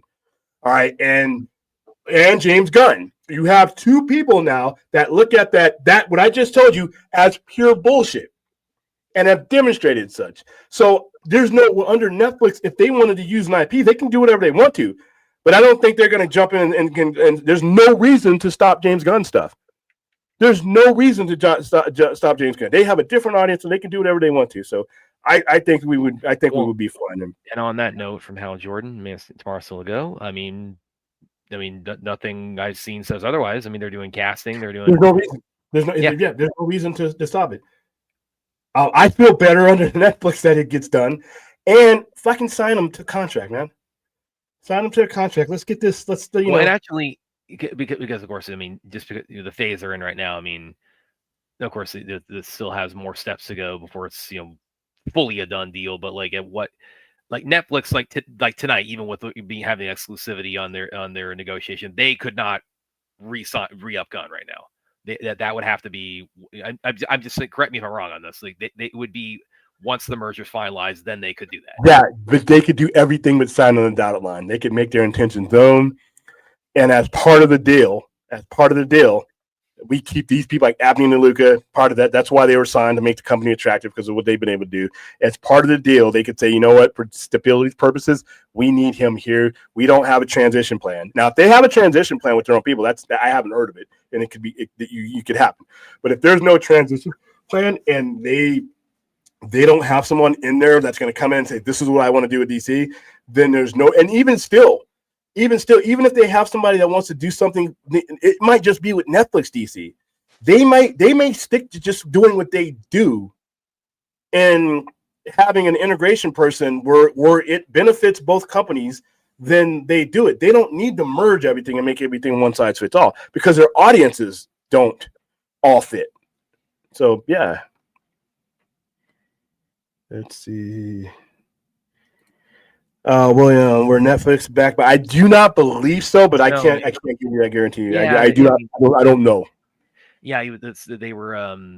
Everything I read said the size, or they were backing Paramount and also Comcast. Which again, that kind of surprised me that they could have investors like backing multiple potential buyers in this. But William, kind of laid out for me and said, yeah, that is legal. But no, I heard I don't believe there's anything out there that said they were that Netflix is one of the buyers that they were backing. Yeah, and they have a pool. They have a pool of money that they can draw. That's what when Netflix is just so amazing. Sometimes, like I said, when you have lenders that let you have $14 billion in debt because they know how much money you bring in, you can always go and create. Now you're about to add value to the company. They had no problem once they thought this was real for them. They had no problem getting that money. They got that money together real fucking quick, by the way. Yeah. Again, go back a week ago. I remember telling William as recently as probably 3-4 days ago, or I was shooting him things and DMs saying it's like, oh, there was reports that and it was the wording was to the effect of like, oh, Warner Brothers is like warming up to Netflix and stuff like that, and William. He was shooting back to me saying it's like, Paramount's going to get it. I mean, you up until a few days ago, you were like really convinced that Paramount was going to take this. Because I did not see Netflix, but once Netflix said that they would keep the studio in hand, and nobody believed them. Then I started in the back of my head. I still thought Paramount was a front runner because I didn't think Netflix would want to get into that business. And consolidate. See, for them, it would be an outright purchase more so than a merger. Because once again, if I were to buy NASA, I'm not just going to jump into the rocket ships and start turning buttons. I'm going to let the people who've been doing it do it. That is, and they have people in place. Abby and Luca are going to be in place. So all those people are going to be in place. So once and remember, the reason why I didn't think networks were going to get involved because it was reported about the library and certain components. It changed for me a couple of days ago when they got enough money. It appears to buy it as a whole. We're not talking about breaking up the company. And that's what you're telling me is that you thought Paramount was going to win because they're not just buying or subsections of the company that Paramount was always going for like the whole enchilada, and it's like now Netflix. Okay, they got their charity together, and it's like now they made the same go for it. Yeah, so that's what changed it for me. Why? Because at first they weren't. They were just going to buy the library. But if they buy in the studio, but if they buy everything, then that to the see. That's why that's where the shareholders I think budged. Because remember I was telling you before. Well, somebody could buy this, somebody could buy that. But if I'm a shareholder, and I just want to get out of this and cash out, or I want to get into where I'm supposed to be. Let's get this all done at once. Let's get this done for as much money as we can all at once. I don't want to be having this happening because right now I'm pretty sure there's some shareholders that are feeling like me. What the fuck? What are we still doing this?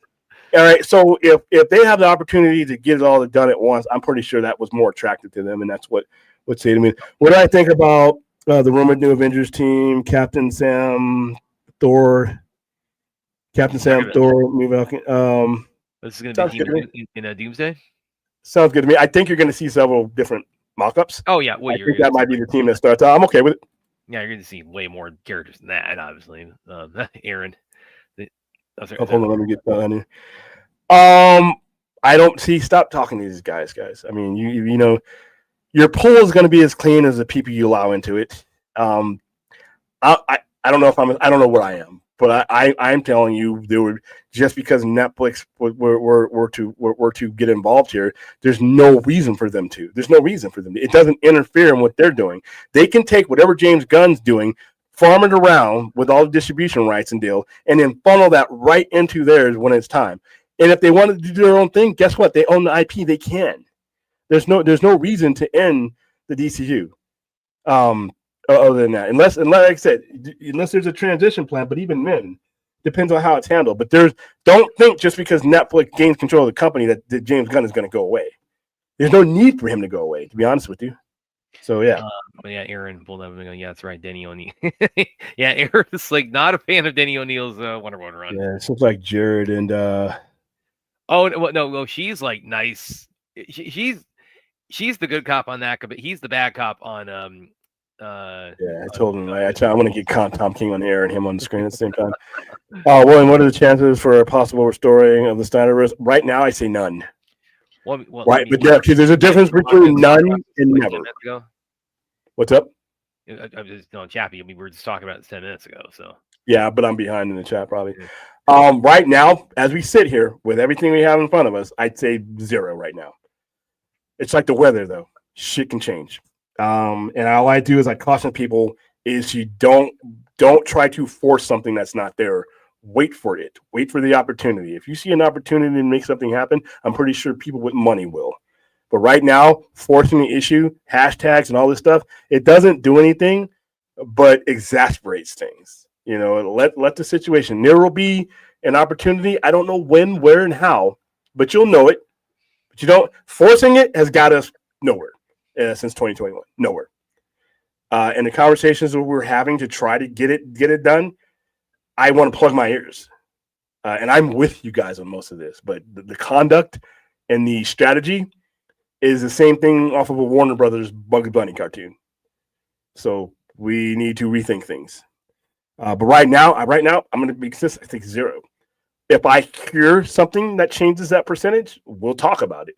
But right now, to go back a little bit what we were saying earlier, you can say all that right now without calling anybody who's chasing after that an idiot and a cultist and as long as you conduct yourself in a manner fitting of an upright walking human, chase Santa Claus, chase the jockalopes, do whatever you want. But my point on either side of this is don't be fucking with people. Don't go out of your way to fuck with people. If you want to believe in Santa Claus as going into your 60s and keep cookies and milk out for him, as long as you're not kicking down my chimney, we're good. But I have no problem with people hanging on for hope of this, and I have more disdain for people who go after those people. But right now, I'm just being honest with you. Where we are at right now on 12/4/2025, 11:34 Pacific time, there's nothing. There's nothing to give you anything. It's at 0. It's at 0. But just like radiation, when you get closer, that little thing, the Geiger counter starts to go up. But right now, we're at 0. Ellison's trying to bully their way into that. Yeah, I would say so. Yeah. Especially after that letter. And I read that letter in rest in peace, James Gandolfino, in Tony Soprano's voice. Look here, this is going to go down. It's the only way this is going to go down. And what are you thinking about not taking our offer? Yeah, that's what a lot of this read like. It'd be a shame if anything bad happened to you. Yeah, or like Michael Corleone in Godfather 2 when he's talking to Senator Gary. You can have my answer now, Senator. Nothing. And that includes the gaming fee, which I would appreciate you put up by yourself. And we see what happened to Senator Gary. For those of you who are Godfather fans. Yeah, that was where I thought I was sitting today. I'm like, somebody sent this, and I needed to know if this was real. Whoever did probably just got fired too. Oh, they'll be like, oh, we didn't. That doesn't represent. You know, they'll come up with some great shit. So yeah. All right, let's see. Damn, there's a lot of news I missed on Magnus. I know who Tyrone Magnus is, but I have not engaged or watched the channel. He's another YouTuber. All right, so I'm skipping. Dude, I don't know how they got the money. Well, no, Netflix has people. Netflix has a lot of money at their disposal. Yeah. It's just a matter of them pulling the trigger on it. They know a guy who knows a guy. That's what once they made the decision that if we really want any of this, we're not going to get it if we don't get involved now. And the only way we're going to get involved now is to take it all, because the shareholders are going to be like, okay, you're bidding more money and you're going to buy the whole thing. Let's do it. Let's get this over with. 1873 Vanguard. Netflix will run Netflix. WBD will run as WBD. Netflix will have a new avenue of stream. Yeah, I see no reason. And I can say we could all be wrong about this. Full disclaimer. I just don't see why you need to as Netflix. You now have a way to be Netflix, and you still have a way to benefit from Warner Brothers Discovery and to make some quality. You'll still run the company, but let Abdi and Luca run the studio. I don't know if you'll keep David Zaslav on. I'm thinking that he might go away. Yeah, that's I'm curious about this too. Is like, is he going to stick around long term? But if he stays on, fine. He now has an obvious fault. It was Paramount that offered him, it's like a board membership or whatever it was. But yeah, that's because that was part of them saying, "Hey, it was I mean, let's call a spade a spade. It was a bribe." And I don't know if he I don't know if he wants to stay around. He's getting up there. He's closing in on 70. That's why I hate billionaires, because of stuff like this. Yeah, this is amazing news. You guys are talking to each other, so forgive me if hey, Duckman, what's going on? Yeah, to be honest with you guys, if I'm being completely honest with you, I want to see what James Gunn's putting out there. I do want a conclusion to the things I've invested 7 years in, and I want all that stuff. I have never been an absolutist. The singular, one universe at a time. You know how much heat in my YouTube life I've gotten in under making fun of that? You're going to confuse the fans. Or we're stupid. With you guys saying that, you're saying we're a bunch of fucking morons. That we need you to draw stick figures in the Crayola for us to be able to get from point A to point B. We're not stupid. We literally can read. And we watch this stuff. And that's always been proven wrong. And I go with the Godzilla effect. He had two giant lizards named Godzilla 4 months apart, and they both did as much as they could do. Fans aren't stupid. Fans do stupid things. I know. And by the way, both those Godzillas are getting sequels too. We're seeing more of both of those Godzillas. It is up to the storyteller to make sure that we don't get confused. If there's confusion, there's one of two things or both, and it's usually neither. Your storyteller's a moron, or your audience are morons, and neither is the case. These are brilliant storytellers, and I'm part of the audience. Our brethren is not stupid. We're not cats. We don't need you to aim a laser to where you want us to go. We can figure it out. And you never gave us a chance to figure it out. And DC has made 40-year history coming back to Crisis all the way up until it's been untangled. Of they won't understand Earth 1, Superman. We gotta chop it up for them to swallow. No, what do you fuck? I was 12 years old and I understood that. So now we have people in place now that have an appreciation of that diversity. So why nobody other than the hard, staunch anti-Snyder people?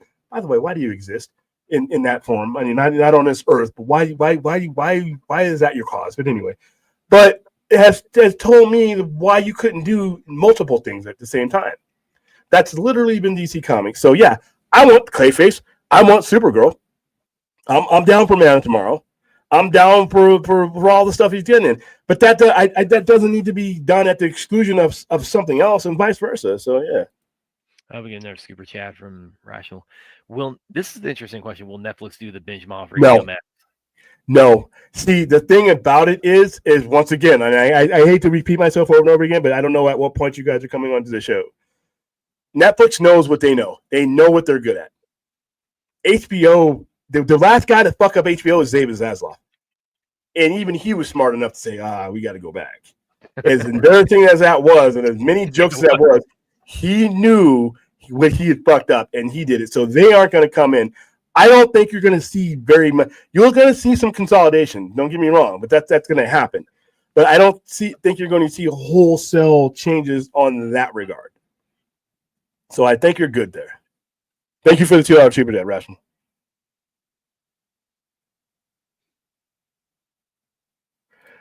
Okay, so this is at 10:43. I think State is only buying the studio and streaming service for $30 a share. Have you verified whether are they buying the whole thing? I believe so. Let me look this up. I thought they were buying the whole thing, but even that $30 a share, wow, that could add up to the offer right there. That's a lot of money. I'm typing in right now into Google. I'm going to type in is Netflix buying all of Warner Bros. Discovery, and it does that. Builds out.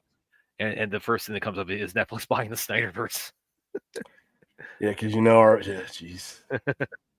I can't not love how much it's permeated and everything. Okay. So, yes, reports from early December 2025 indicate Netflix has won the bidding war for Warner Bros. Discovery and has entered exclusive talks to acquire. This is the AI overview. Exclusive talks to acquire its studio and streaming assets, potentially reshaping the entire media landscape. Netflix emerged as top bidder over rivals. Not as linear TV. Yeah, that's so it's got key points here, and yes, it is. If you're buying Warner Bros. Discovery, that's everything. It is saying $30 a share. That's okay. Even if they weren't buying the linear TV, that price is fucking phenomenal. Yeah, what's their stock at right now? Because that's like $3 a share. That will remember when it was just Paramount involved. Hold on. Right now they are at $24.54. So they're offering them. That's a good haul. Yeah. That's $6 over value. Yeah. And that's so even if they won't buy the linear TV, if they want to just leave CNN and TNN, but let's face it, guys. Let's face it. If you're buying the streaming and you're buying, especially you're paying that much over the stock values. I mean, you might as well. You have everything you need. Well, and this is why that letter is so stupid, because it's like, okay, it's like Ellison's. I mean, how bad do you want this thing? And it's like, do you want it bad enough to like ante up, or just bitch about it? Well, shit, if you're paying $6 above the value, you might as well get the linear TV, but you don't really need the linear TV if you don't want it, because all the deals are already locked in with the other company. If you were to sell off the linear TV stuff, and this is under key points, is assets in play. The potential deal focuses on WBD's studio and its streaming service. It still says Max, not necessarily the entire company or its broadcast networks like CNN and TNT. But yeah, okay. like I say, it's like if you're paying overvalue by that much, you might as well. Paramount offer was for less than that for everything. Okay. So if you do the math times $6 per share, they're basically offering more money for the two most important things of it, and you can still maintain deals with TNT, and if you want to, they can spin those off. But what that does, and I see this is even better if I'm a stockholder, I get the money now that I was going to get for the whole thing more than I was going to get from Paramount. And there's another transaction for me to cash in on, because I'm still going to be a stockholder of that too. They're going to get those votes. They're going to get those votes, because right now, come on, I love TNT and I love TBS, but I haven't watched linear TV in a long time. People are asking, well, this didn't do certain numbers. That means you guys aren't watching. What's a TV? I have one here, and it's not on. And even when it's on Roku, which hooks up to the streaming. I can't think of anything I watch on actual TV. I watch the World Series on FoxSports.com. Everything we do when we do our watch longs, I'm not watching the TV. I'm watching HBO Max. Anything on HBO Max, I stream. When I stream Game of Thrones here, it's streamed HBO Max. I had to think And this is what they're thinking: is I don't get my content from linear TV anymore. That's why when ratings from like Samba and all that other stuff that track terrestrial TV, what the fuck does that do me? I don't watch one. I have one. I have one because I stream the shows through it. If I want to watch it on the 75-inch TV, I stream it right to the thing. I watch a lot of my YouTube. I watch YouTube on my big TV. So yeah, I mean they're overpaying, but it's worth it to them. So it's either way, they're basically buying Warner Brothers. Yeah. Because just like NBC is now MS Now, it's gonna Music Man just jumped in the chat.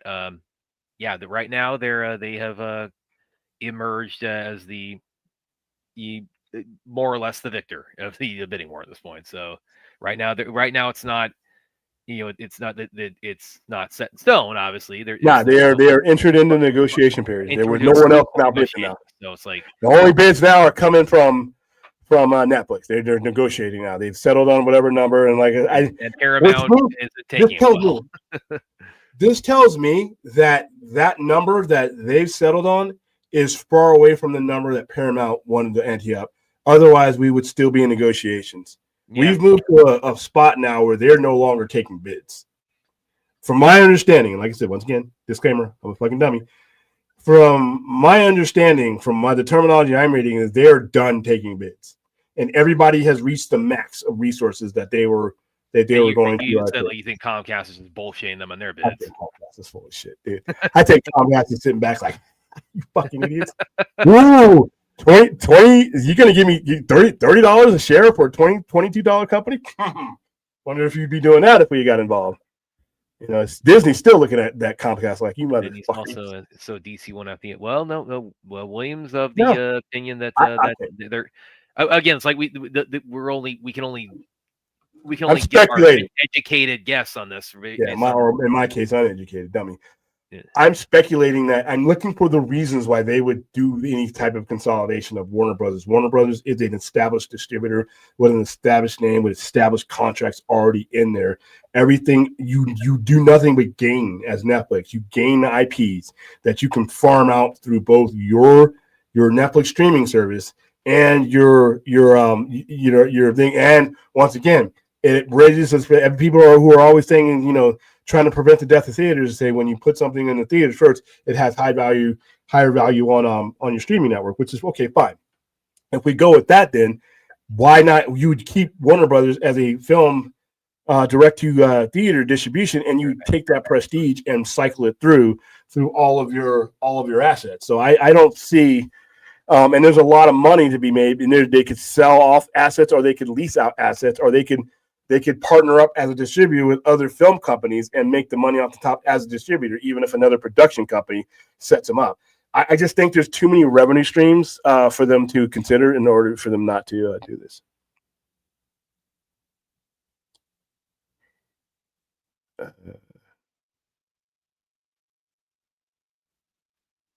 Well, I'm way behind.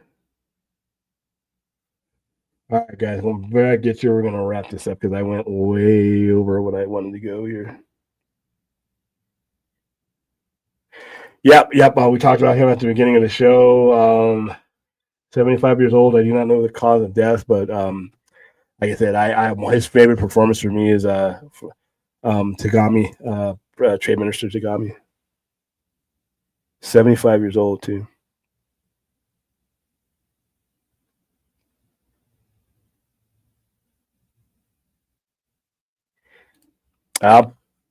You got to be realistic there, Fourth.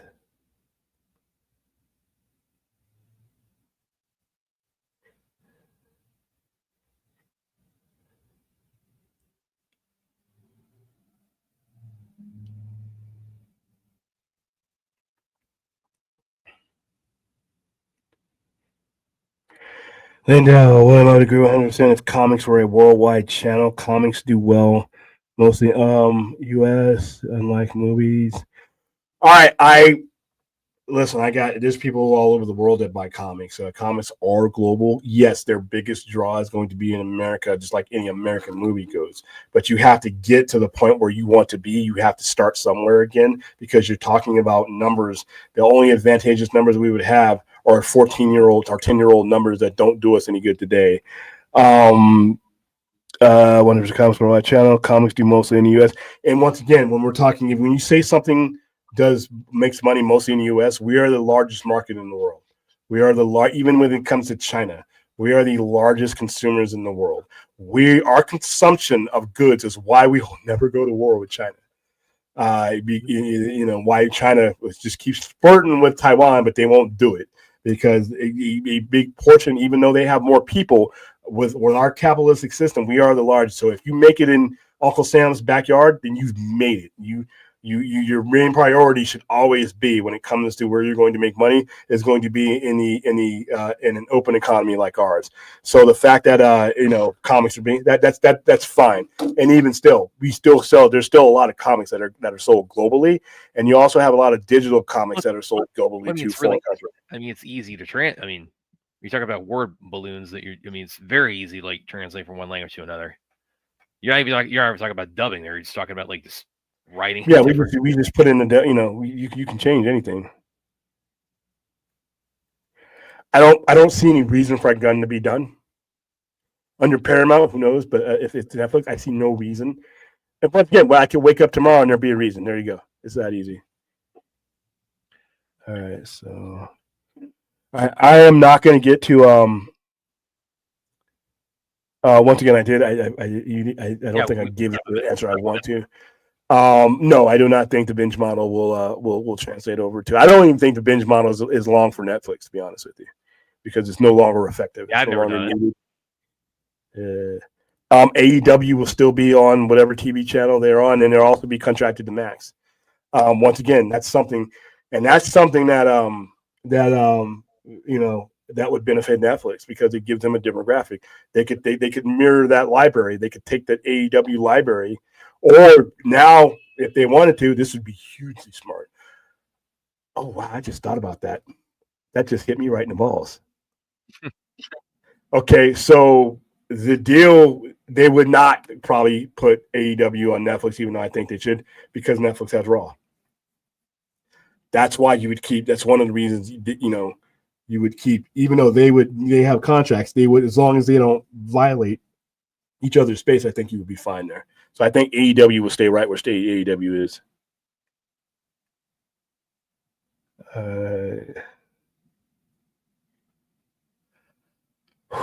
All right, guys. I am out of gas. As far as like I said, this is not a night I usually stream this early, but I wanted to get this out the way.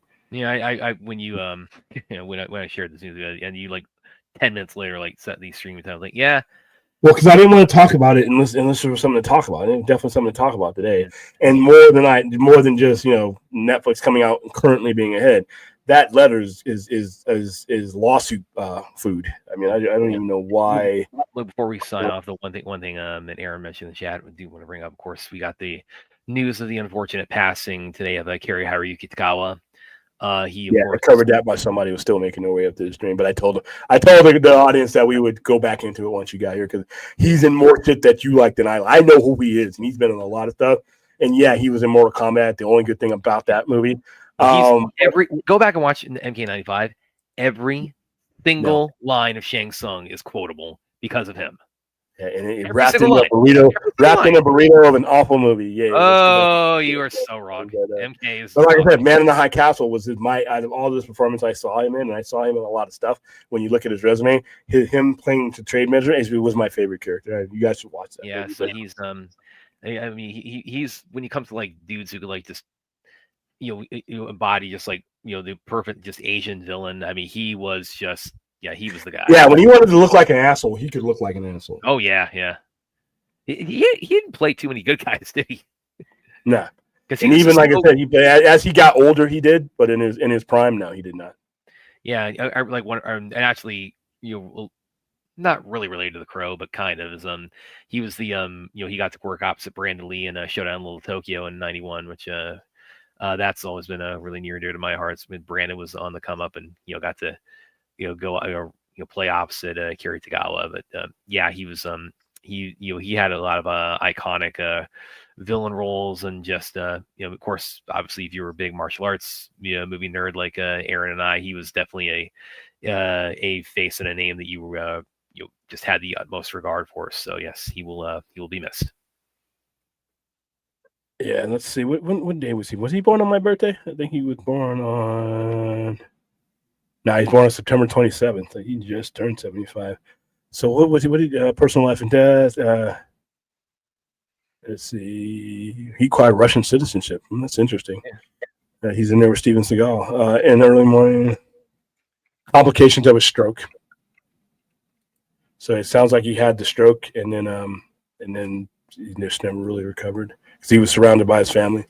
And hey, happy birthday for another 4 minutes, Tony Todd.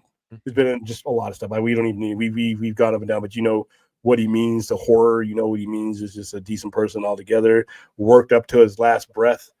There's so many walks of life that Tony Todd's voice. Even if you didn't know his face, you knew his voice.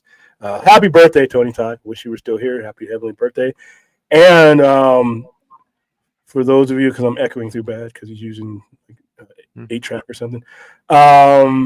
For those of you who are been following us for a long time, we're getting back into the swing of things. Christmas Eve and New Year's Eve are our last two swipes at the Apple to get 20 grand total. But even if you can't donate, if you're just somebody who needs the help, here you go. 988 Suicide Crisis Lifeline. Call 988, press 1. You can text 838-255, or you can chat 988lifeline.org/chat. It's really easy to do. Half you guys live on the internet anyway. Why not use these tools to continue to live everywhere? Okay, tomorrow's Friday. I most likely will not be available. If I am, I will jump on. But if I am not, Fridays and Saturdays, and then Sunday we will go back. My availability for Sunday is we will be watching Welcome to Derry live. We will be watching it live, and do it live. We're going to do our ignore Brad. We're going to do our live stream, our weekend wrap up right afterwards, or a couple hours afterwards. Give me some time to get some work done. So, all right, guys, thanks for being here, and be safe. Have a happy Friday, which is about to be upon you in 2 minutes. And I will see you at the very least sometime on Saturday. I think we might do our show. As long as I'm not overwhelmed, we'll get our Saturday show going again. If not, you'll definitely see me for Welcome to Derry and the Sunday night shows. Have a nice night. See you guys.